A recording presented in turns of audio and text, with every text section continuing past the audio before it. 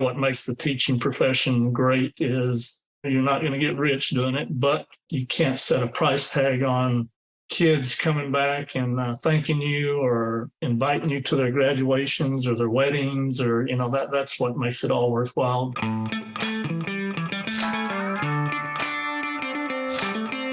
Do you want a wealthy retirement without worrying about money? Welcome to Retire in Texas, where you will discover how to enjoy your faith, your family, and your freedom in the state of Texas. And now, here's your host, financial advisor, author, and all-around good Texan, Daryl Lyons.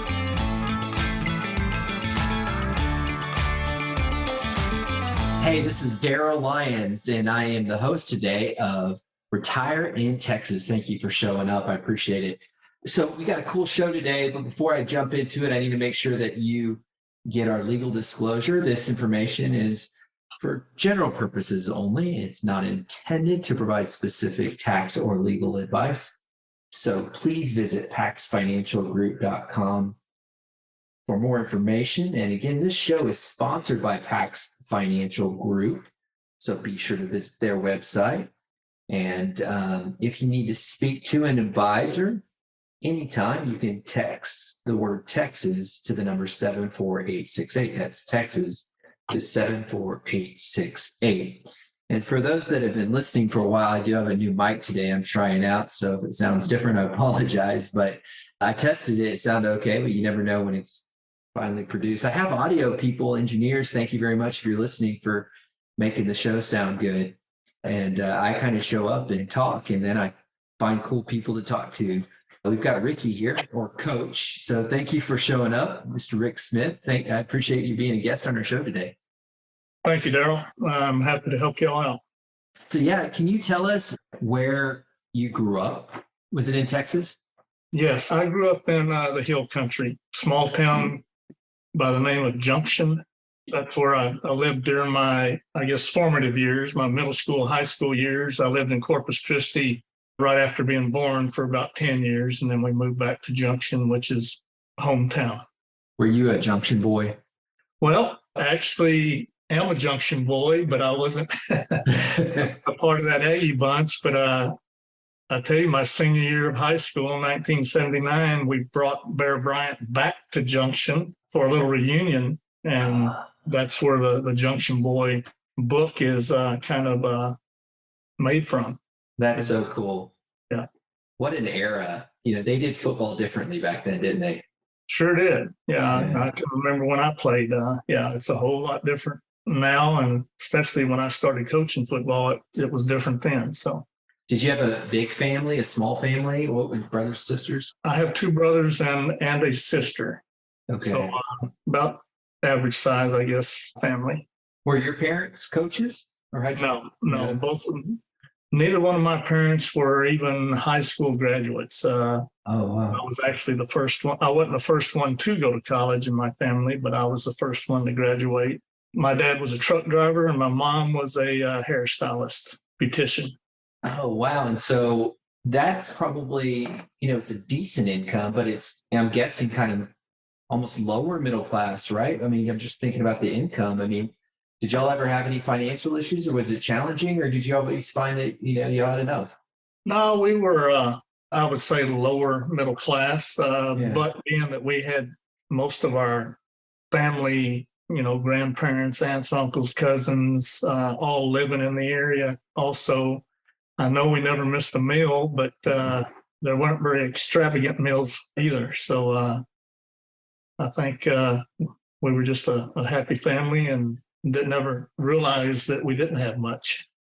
That's actually almost ideal in a lot of ways. Did they ever sit down and teach you about money? I mean, being a truck driver or beautician, did they ever sit down and talk to you about, showing, working hard or showing restraint on spending? Did they ever teach you, or is it just kind of observed along the way?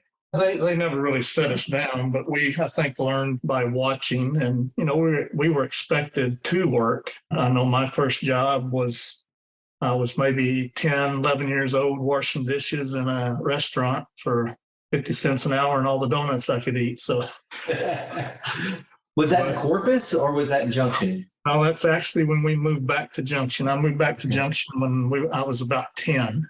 And I would weekends and sometimes in the evenings, go wash dishes. And we were taught to work, and kind of be frugal with our money since we didn't have much, growing up. Yeah. But never any real set down lessons on how to handle money. So when you went to high school there in Junction, Junction's still not that big, but it was pretty small back then, huh? Yes, and it still is. I kind of equate communities by the division they play in sports. Junction is, I think, now a little 2A school, 6A being the biggest type of high school. So, we're towards the bottom. When we look at population, I think we're maybe 3,000 people now. Oh. I was living there. It seemed like we were maybe close to 5,000, but people leave Junction and don't really come back unless, they're going to come back to retire. Yeah, it's a lot of ranches there. I make a long story short or short story long. I lived in Bernie, which was 3A, I think at the time. And then I moved down to Harlingen, which was 5A. And then I moved my senior year to Medina Valley and Castroville, which was 3A. So I still reference a lot of communities by their high school football division, I guess. That's just how I grew up. Yeah. Yeah. Well, you grew up in a similar community, Bernie. I live in New Braunfels now, so I'm just down the road from Bernie. And then my son-in-law is from Far, Texas, which is not too far from Harlingen. So I'm well familiar where you've been. PSJA, right? PSJA, right? Yeah, North. Yeah. I'm assuming you were in sports at Junction, right? Playing some sports there. Yeah, and in Junction, we were kind of expected to play everything. So football to basketball, from basketball to baseball, from baseball, and track and field at the same time. So we played pretty much everything. And that's kind of, I think, what gave me and my siblings, the love for sports is we were involved in all of them. So did you end up going to college playing sports? No, I had an opportunity to go to junior college to play basketball or baseball. And I went and checked out Ranger Junior College for baseball. And once I saw the facilities and where it was, and I just knew that I didn't want to play baseball that bad. So, yeah, I can imagine if you went to like a UT or A&M, you'd be mesmerized. But yeah, that'd be different. My older brother went to Ranger because his grades were so bad. He was a fourth round pick in the Major League Baseball draft in '77. No kidding. He went to Ranger and they won a national championship his first year there. And then that's when he was drafted. Wow. So that's what kind of interested me in Ranger. But then after I went and saw it, I said, no, I don't care to play that bad. So, but you did still have a love of sports. So after you graduated college, you ended up coaching. Yes. That's when I graduated high school, I didn't go straight off to college. I didn't really think I was college material, but after working a year and a half after high school, I decided that I didn't want to work that hard the rest of my life. And I knew the only way to stay involved in sports was really to become a teacher and coach. So that's how I kind of ended up going to college and getting a physical education degree and English and reading minors, and was able to teach and coach. So where did you spend most of your coaching and teaching career at? My first 3 years were in Rockport, and then my last 33 years were in Del Rio. Okay, yeah. 33 years. I mean, how many kids' lives have you touched in those 33 years? Oh, my goodness. I hope most of them are positive, but yeah. I know I kind of calculated it had to be a couple thousands, over the 36 years that I've been doing this. I recently retired. So it's fun to look back on those kids. And that's probably what makes the teaching profession great is, you're not going to get rich doing it, but you can't set a price tag on kids coming back and thanking you or inviting you to their graduations or their weddings, or, that's what makes it all worthwhile, that maybe you've helped somebody become a better person. Yeah, I had one high school coach. his name was Coach Vogler. And he was in Harlingen and went to Alice. He's since passed away, but I remember he was the one coach that believed in me, and that's all it took. And after that, it was a confidence booster. And so I'll never forget him. Sure. Yeah. Now, there's some good ones. Most of them are. You get a few bad ones in the mix, but most of them are pretty good. And so coaching in Del Rio, though, those that are listening that are from the general Texas area, and what I've learned over doing this podcast is we've got clients all over the world that are listening. Del Rio is pretty much a border town. So what were the challenges working with the Del Rio students and the community there that existed of being a border town? Right. Great community. I would have stayed there and lived the rest of my life. Just a really good community. People are good. Kids are great. You're not going to have maybe the physical size kids that you would get maybe in the San Antonio, Dallas, Houston areas. But as far as heart and work ethic and doing things right, I can't say anything bad about our Del Rio kids. I mean, they're just great kids. And I went from early in my career coaching football, basketball, baseball to kind of ending my career coaching cross country, track and field. The type of kids that we had, they were perfect for, these cross country distance run type kids. I mean, just they could go all day long and never complain and give you everything they got. So I love the kids in Del Rio for sure.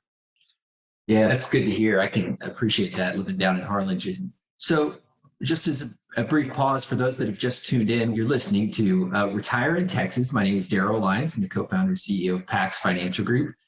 And we're talking with Coach Ricky right now. We're going to transition. We're learning a little bit about his background so we can have context. And then we're going to hear a little bit about his transition into retirement. And for those that need to get a consult with an advisor, you just have to put in your phone the word Texas to the number 74868. That's Texas 74868.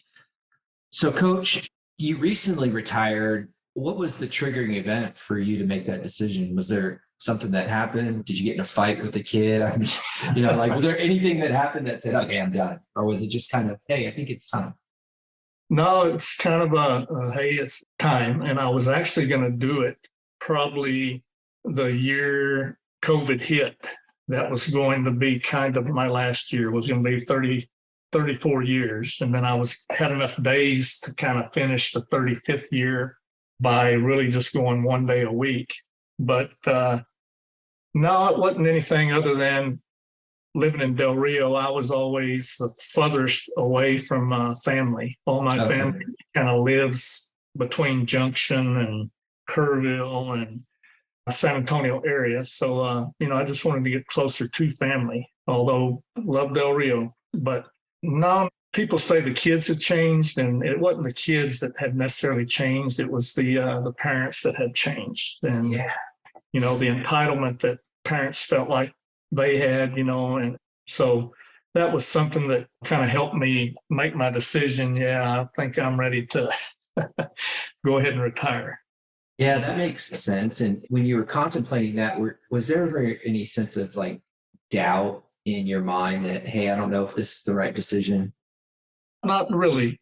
I've always been pretty frugal, and with my money, and I finished my last 8 years as an athletic director. So I was at that time making money that I never dreamed that I would make. So retiring on an administrative pay scale, really helped, but no, not really. I knew that I raised 2 daughters on a teacher's salary as a single parent. So wow. So I knew, that once I got ready to retire, I could definitely make ends meet on what I was going to retire with. So, well, and your parents, you were raised in such a way that you didn't overextend yourself. You knew what it meant to live within your means and to appreciate things, and so that that never left you, did it? No, it didn't. And, there were times that I still had money in a coffee can, stashed away, just, in case something happened, I had it on hand. So, in a lot of ways, I was old fashioned in the sense of not buying something unless I could pay for it in full. I kind of admired my fiance. I haven't traveled much. She's traveled lots, and she had a credit card. She would travel, and just I never would do that. if I couldn't pay for it, completely, well, then I wouldn't do it. But I respect her for doing that, and wished I would have done it more. Now that I'm 60 years old, I wished I'd seen more of the world, but I'm doing it now. So yeah, so are you and your fiance, is that a part of the plan, is to travel and see the world in this next chapter of your life? Sure am. Matter of fact, in the last 4 months, I've probably traveled more in those 4 months than I have my entire life. We've been to Cancun, we've been to Washington, we've been to Oregon, fixing to go to Vegas. So yeah, I'm taking advantage of it now. Well, that's pretty cool. I got to tell you, there's something very special about not going places and then going to it for the first time. Like, it's just magical, like going to Vegas or any of these places, Cancun. And I mean, it is just, I'm sure you're just loving it. Oh yeah, it's been great, to see some of these places, that you've seen on TV and or heard people talk about. So yeah, I'm enjoying it now. So has there been anything scary about this transition? Financially, you mentioned that you felt comfortable there, but what about your identity has to a certain degree been in the coaching and, being Coach Ricky and the kids, giving you, just that's a groove that you were in. So now transitioning out, was there a scary part? Like, now what am I going to do? Like, I don't even know who I am. Any of that go through your head? Well, not really, because in that COVID year, I stayed through the COVID year. I didn't quit or retire then just for the fact that that's what I would have been remembered for, as the guy that walked out when things got tough. So I stuck it out and really just retired July the 1st of this year. So I knew I was going to miss the kids and the coaches and, the community, but I had gotten my home inspection license over the last year and a half. So I knew that I was going to, if I wanted to work, I could do that kind of part-time, which I am doing. Okay. And then I actually got into officiating football.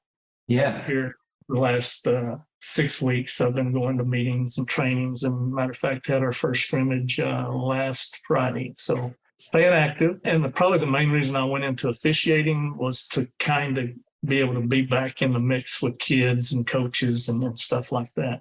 So I don't blame you one bit. One of my most treasured moments is coaching my kids and other kids, and I still do that. So I definitely know how it gets imprinted on your heart and it never leaves you. And so I just love that you're still active. That's the main thing, versus, just Fox News and flower beds all day.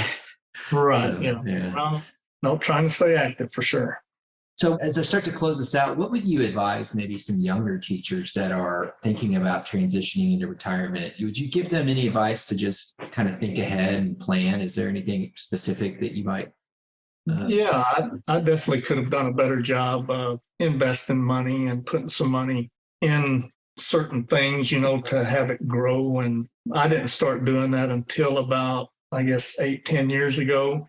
And up until, I guess, the last year and a half, man, things were going really well. Put money away, which is going to eventually really help me if I need to add a little more to my income, monthly and stuff. I've got it there. But I would for sure tell them to start investing early. And it don't have to be a whole lot, either. Like I said, I would always just kind of put it in a coffee can or leave it in my checking account or something like that. I wished I would have taken advantage of the financial people out there that have the knowledge and stuff to really make your money grow.